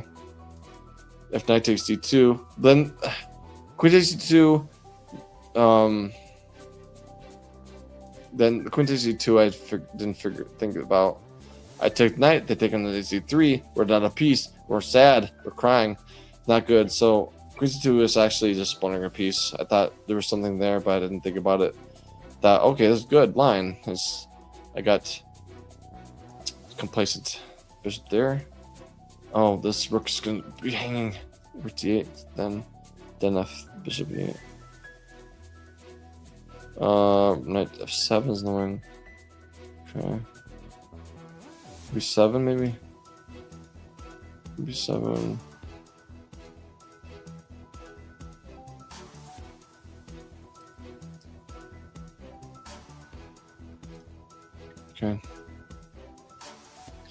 Bishop there.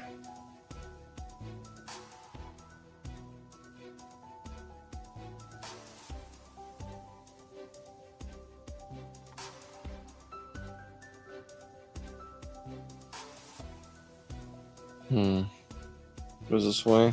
I want to make sure the knight is really sad on a2 is a terrible square.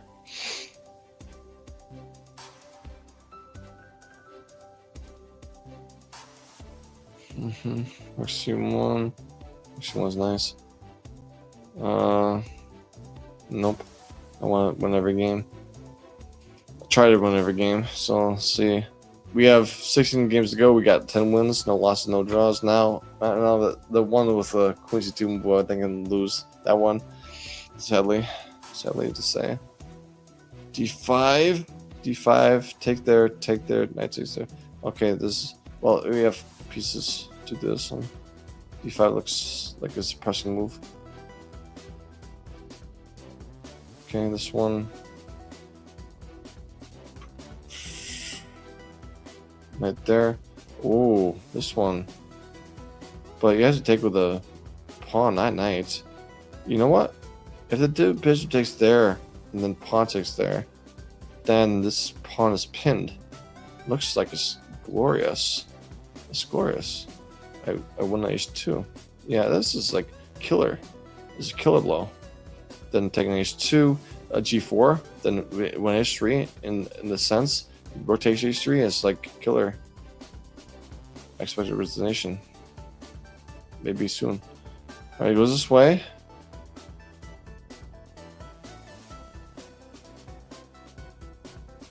Okay.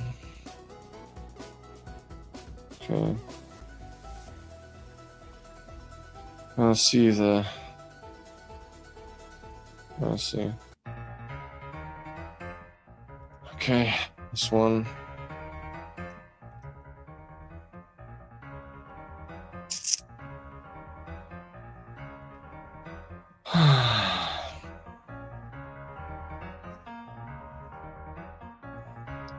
We have how many games left?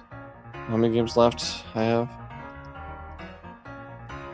I have 15 games. Oh gosh, I need to speed up. I need to speed up a little bit. D5. Okay, this one.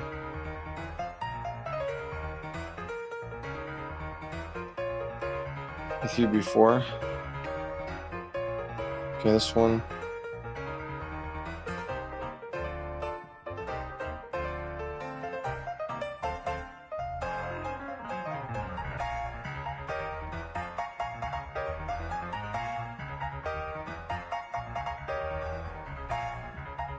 There's a 2.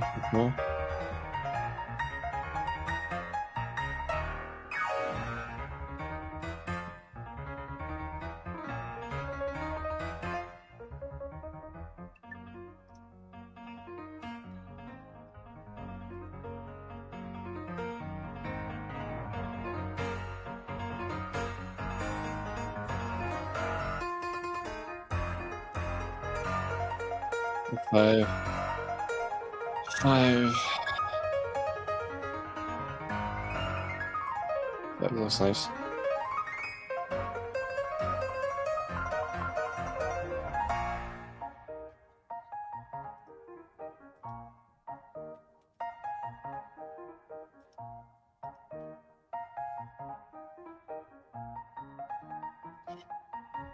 Sorry, if you played Kushi 2, because I got inspired with that.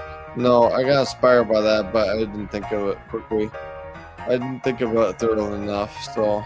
But it's my own fault, not. I got inspired for that one, but it's apparently a bad move. It's like I thought it was going to be good, but it's really not good. Alright, Queen C8. Okay. Okay. Bishop G6. This.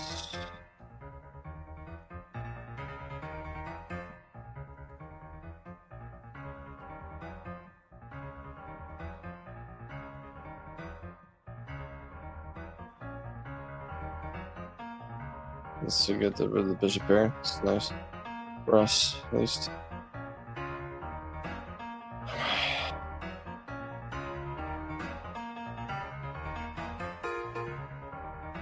G6. G6 to attack the queen. Looks nice to me.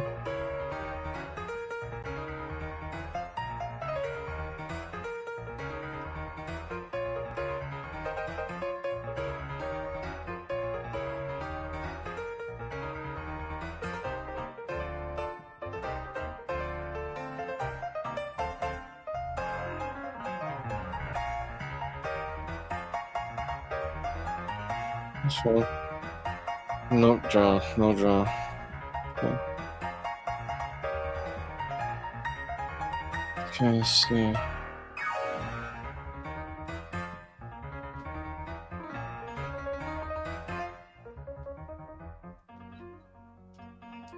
Queen f3. It's like maybe f4 then queen f3. Let's do f4. Block 85 things on queen f3. This one. Whoa, this one. It's like a pawn? I don't understand this one. It's a pawn sack. I'm starting. I'm in the starting. You said you were creative. Where do you use your creativeness during games, or for prep, or post game, or other ways? Creative in the way I approach things. So basically, when I say creative, I mean think in a unique style. So I break down things in a way I only understand myself. So my approach is definitely individualized, and I look differently than any other person. So I use that fact to be able to, let's say, play chess games in a great way for myself, for my own thing.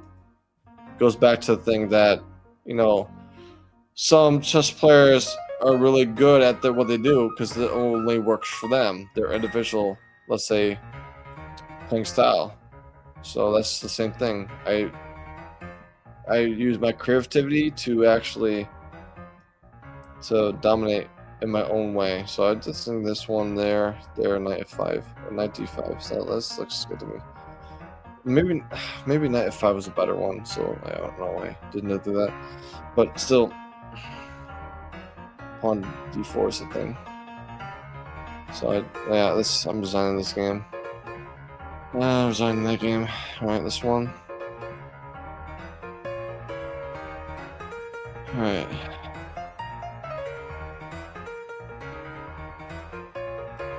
Okay, this one. F5. F5's good. F5 looks nice.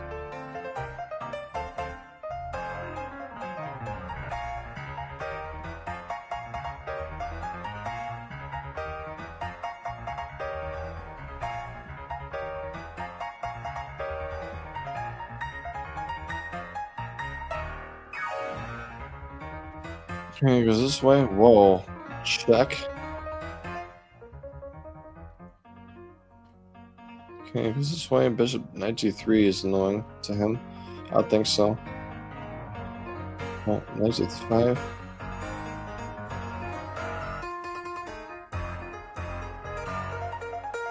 I tried the rook because I can't take the knight because it's pinned. So knight g3 is taking the rook on f1 by force.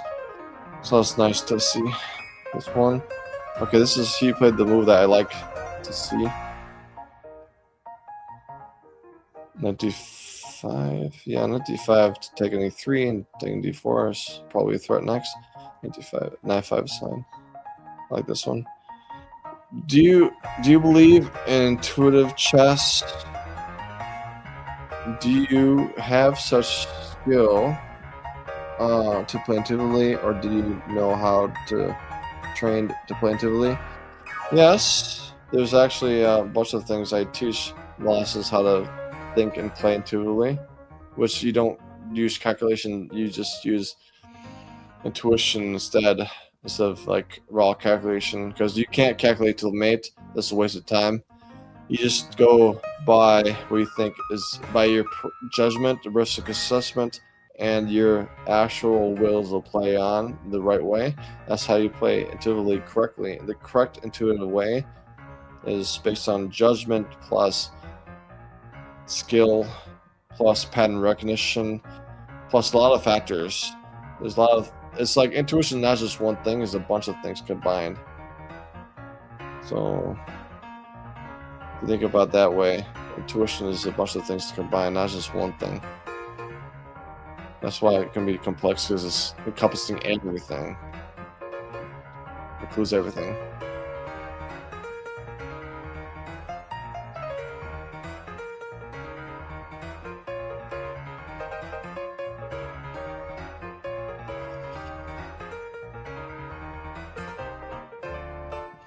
Let me move somewhere. Where to go? This looks probably better. This one.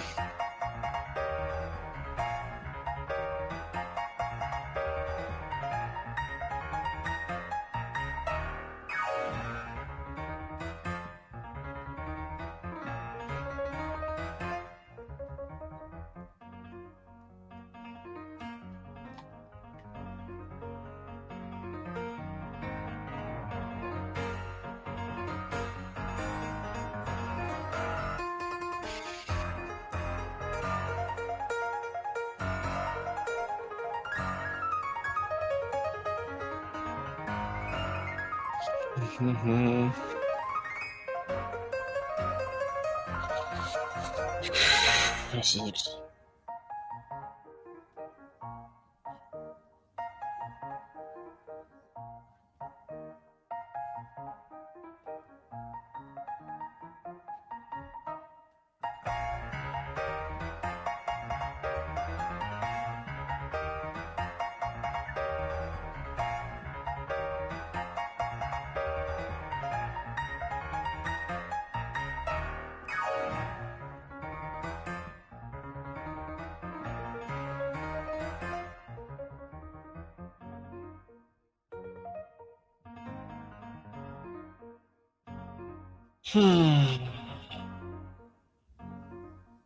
Okay.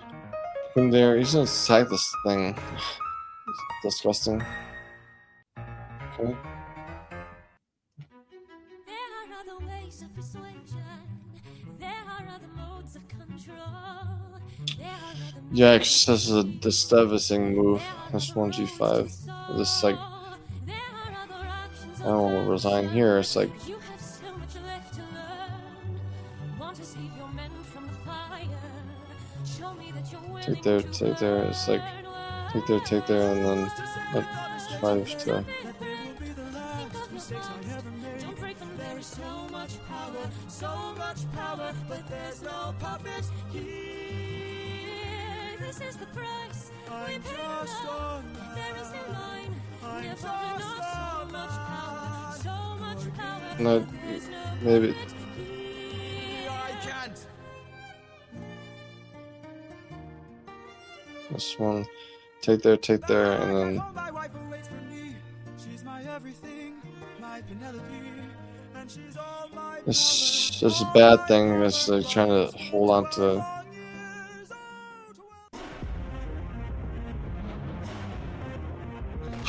This one. Right there. This one. Whoa, this is like a lot of things that look like this. We're gonna win this one.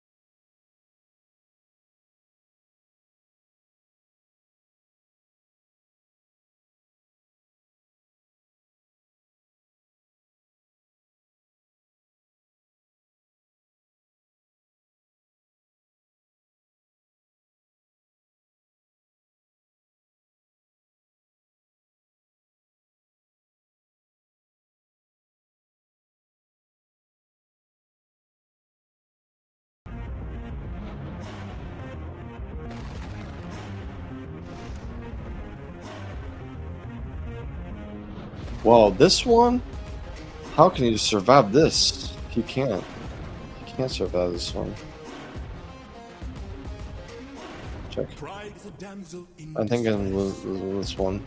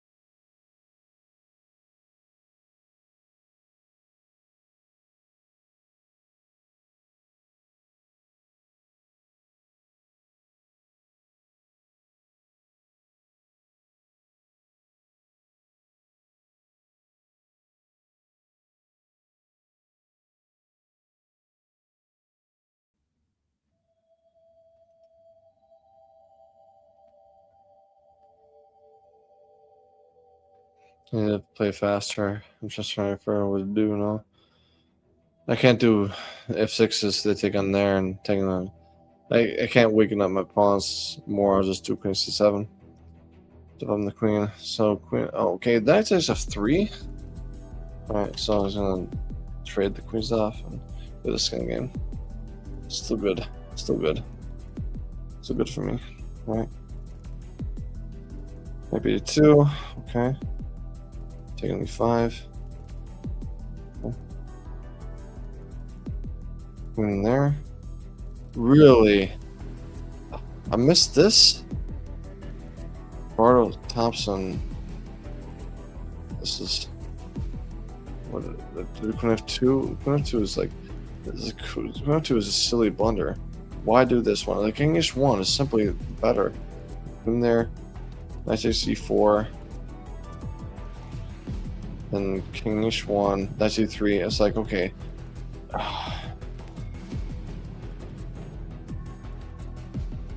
Let's just do something silly like that. It's like I'm gonna lose the game.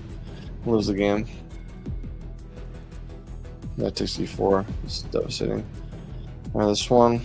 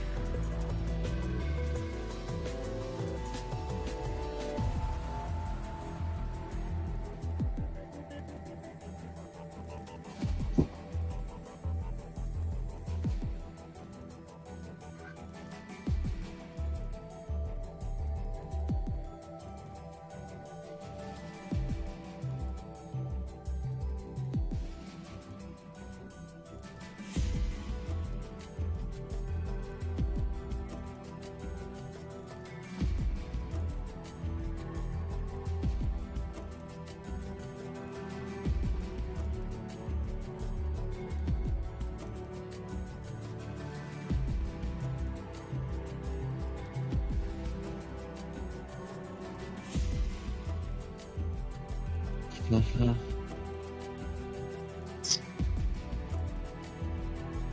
Takes the bishop, queen g7. Oh, this is hanging though. This is hanging. Take their queen f7. Take their queen f7. Yeah, I'm probably just take knight queen f7. It's the ugly butt. Okay, I have a no, so queen f7.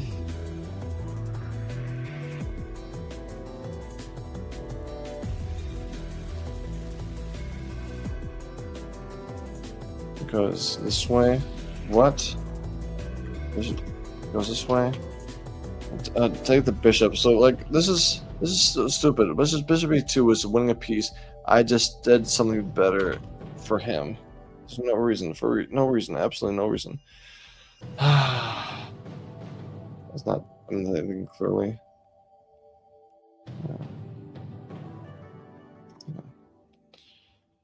Taking h2, I'll take an h2. It's not the worst thing in the world. I get h2 with the knight and the bishop, so it's not the worst thing in the world. It's like I should have taken a free piece.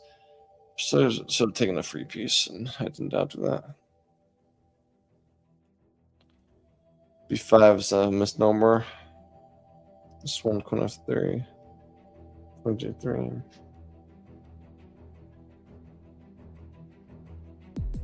Main one threats are coming in.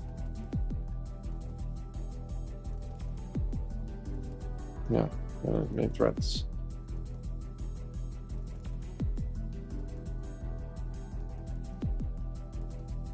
Should have said that a bit more, but oh well, too late for that.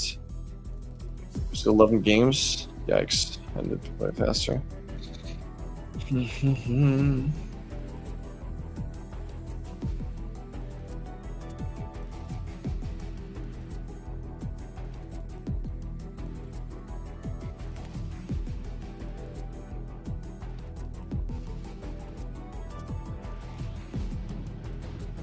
Okay. Trying to figure out what to do here. 95. 95 looks nice. I'll do that one. Just for sheer willpower, I'll take this. Take the rook exchange. This one. Mate in one. That's one more. One last game. Okay, this one, queen f7.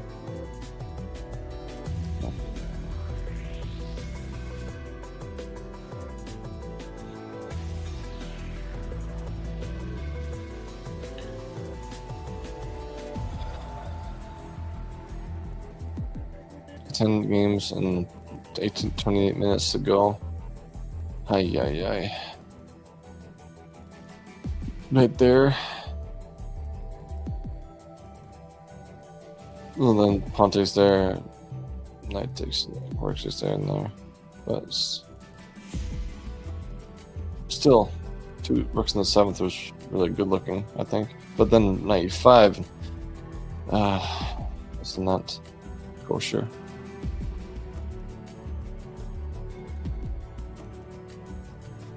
F4. F4 looks maybe nice to block this knight from activity. F4 looks nice. I like that one. Make the knight look silly. Alright. This one.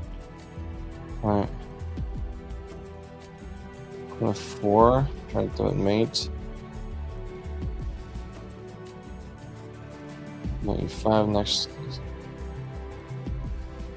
Maybe this one trying to mate this way. So that threatened that mate that way. This is probably more effective. Yeah, I agree with that one. This is more, there's no way to block that one. Like that one. Alright, this one.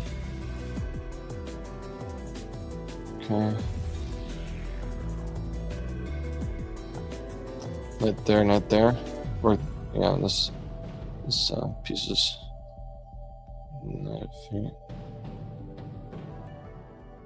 Knight feet. Okay.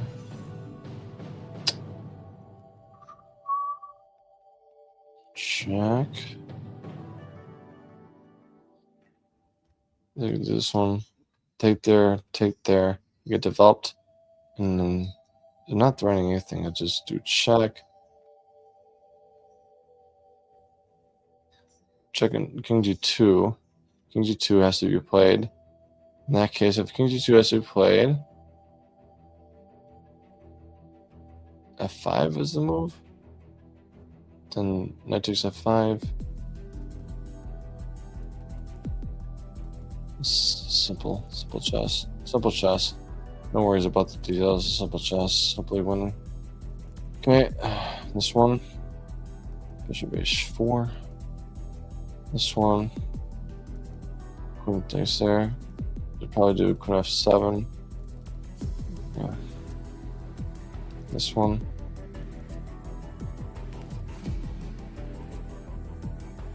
e2. Okay.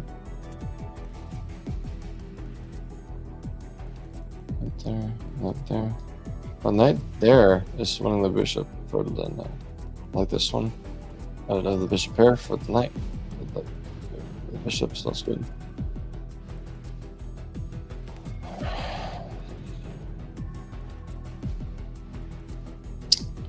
Queen f2 mate. Got him. Another one. Okay. Queen f7. Probably queen g6. Queen g4 there. So this one is a piece. It's playable. So we have 9 games to go. 5 minutes. Okay.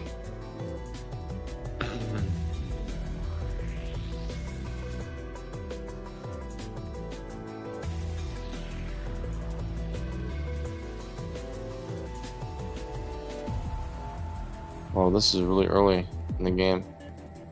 Let's do this one castles. This one, okay. F8. Okay, this one. 87. This one.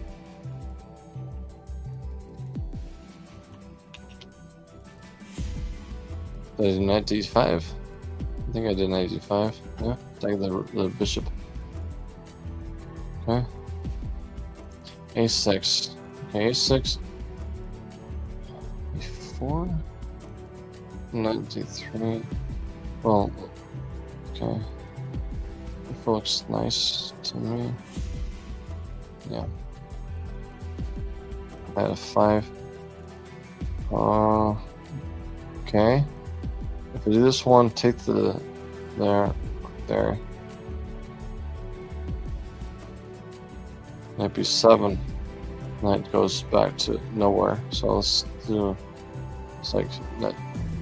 Okay, this one is like a bishop c7 thing. Yeah. This is a check. There's check here. I think we can just do is prom. So bishop 7 is fine. It's fine to me. You can take h7. I don't care. Go ahead for me. Alright, this one. Taking a6. Okay. Alright.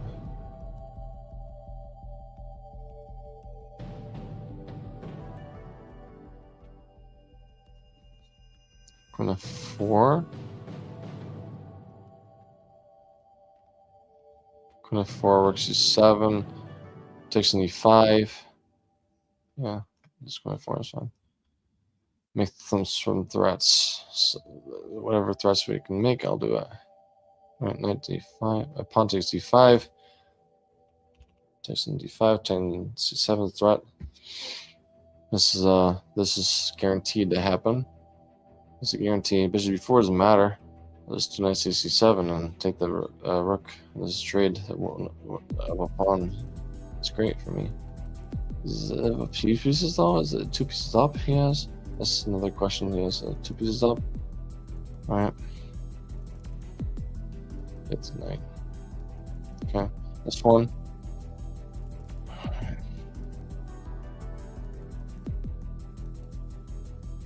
Knight f6. f6. This is great.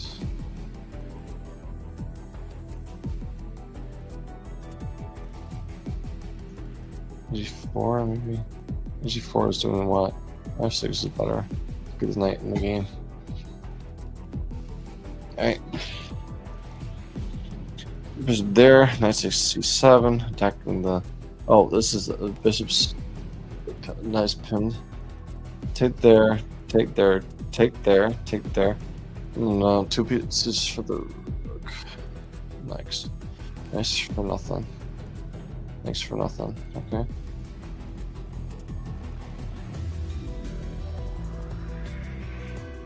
For the pawn. There, take there. No.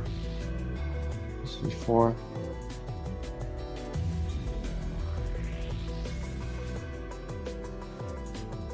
What about F5? Then takes there, take the rook. Then or C8. H5. Then this knight is going to life. I like that one. I like that one at all. I like that one at all. Okay.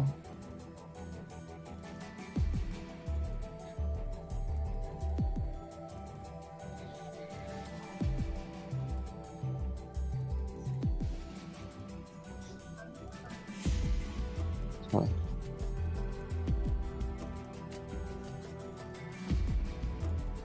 Okay, let's go.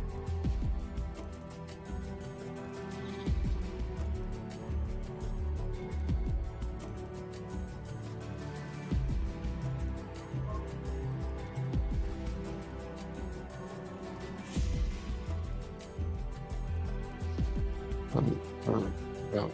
Sign that one. Okay. Let's see. See where we go here. 7. Get this bishop out of the way. This one. That takes E. Okay. Okay. Bishop here. Right there. Oh, really? This one?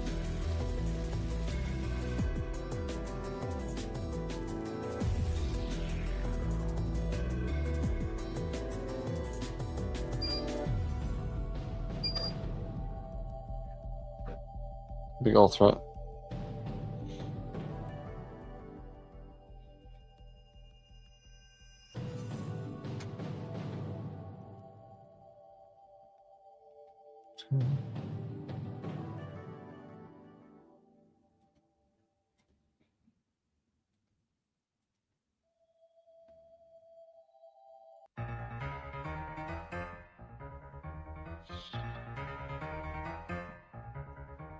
Yeah.